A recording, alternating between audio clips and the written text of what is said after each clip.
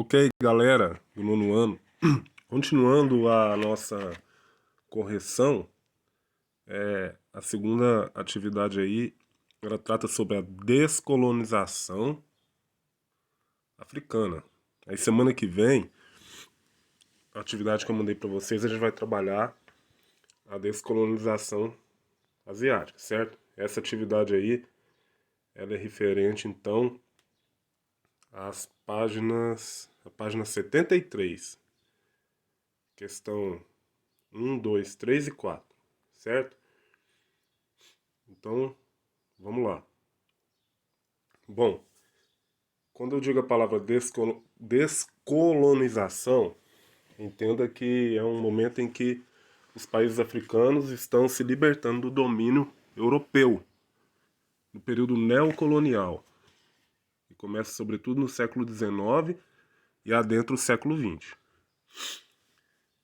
Existem alguns movimentos que contribuem para que ocorra esse processo de independência.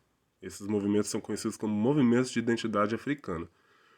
Primeiro você tem a Associação Africana, que foi fundada em 1897 e que organizou a primeira Conferência Pan-Africana em Londres, no ano de 1900.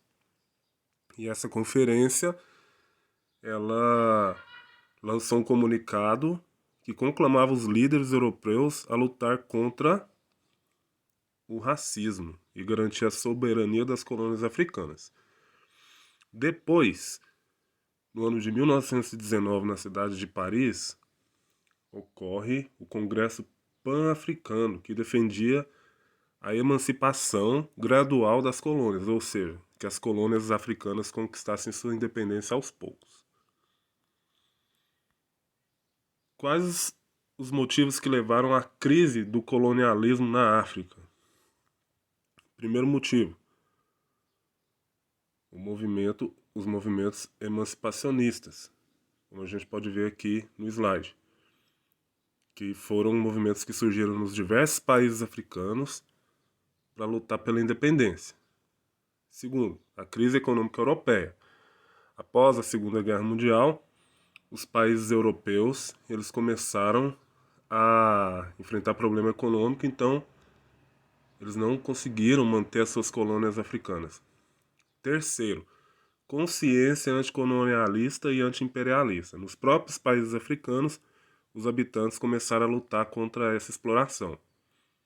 Quarto, a Guerra Fria, que a gente vai estudar mais para frente.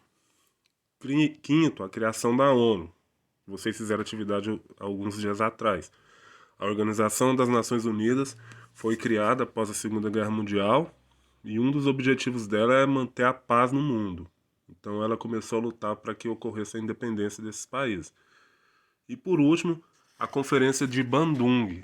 Bandung fica na Ásia, na Indonésia, e nessa conferência os países asiáticos e os países africanos eles começaram a querer obter o reconhecimento internacional de sua liberdade. E foram 29 países que participaram dessa conferência. Ok? Bom, essa ruptura, ou seja, essa quebra de domínio dos países europeus com relação aos africanos, elas foram de duas formas.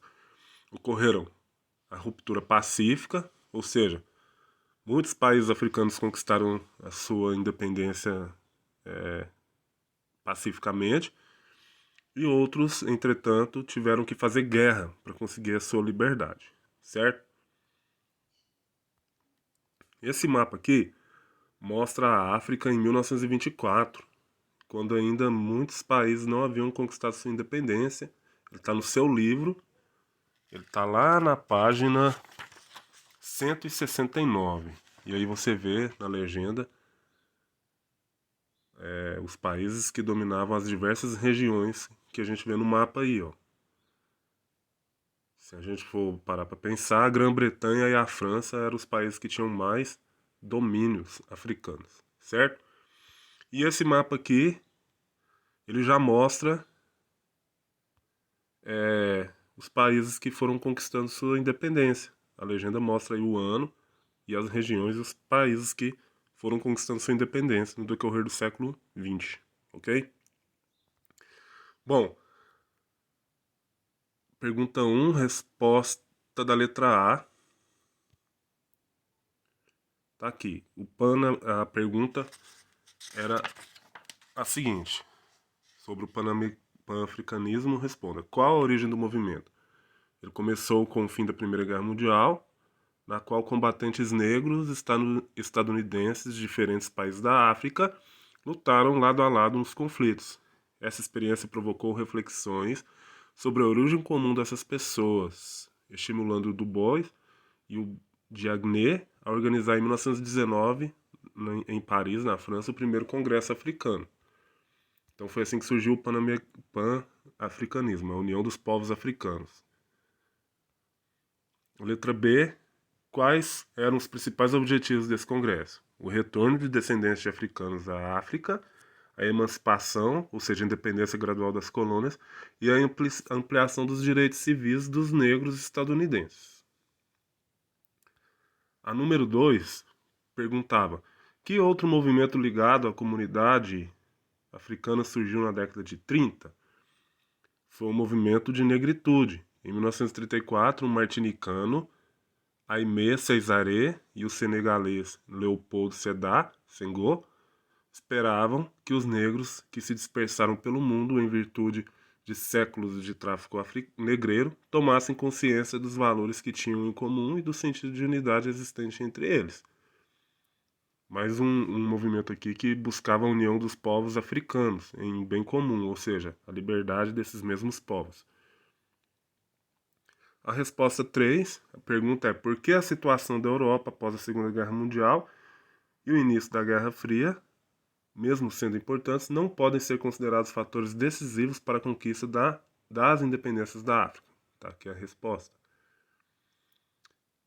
A Segunda Guerra Mundial e a Guerra Fria foram importantes para o processo de emancipação das colônias africanas. Ao fim da Segunda Guerra, as duas principais potências coloniais estavam exauridas pelos prejuízos no conflito. Ambas não tinham capacidade econômica e política e militar de sustentar uma luta contra as independências, seja combatendo o eixo na Europa e na África. Então, depois eu vou colocar no grupo as respostas para você, a resposta dessa para você observar lá no seu caderno se você acertou. E essa é a resposta da 4. As independências das colônias africanas nem sempre foram conquistadas por meio de negociação pacífica. Explique essa afirmação. E aí a resposta. As lutas pela independência da Argélia, do Congo, de Ruanda e do Burundi são exemplos de que a emancipação política só veio depois de violentos conflitos entre colonizadores e colonizados, ou seja, guerra entre os africanos e os europeus que estavam dominando o país africano. Ok? Então tá aí a correção. Qualquer dúvida pode me chamar. Até mais.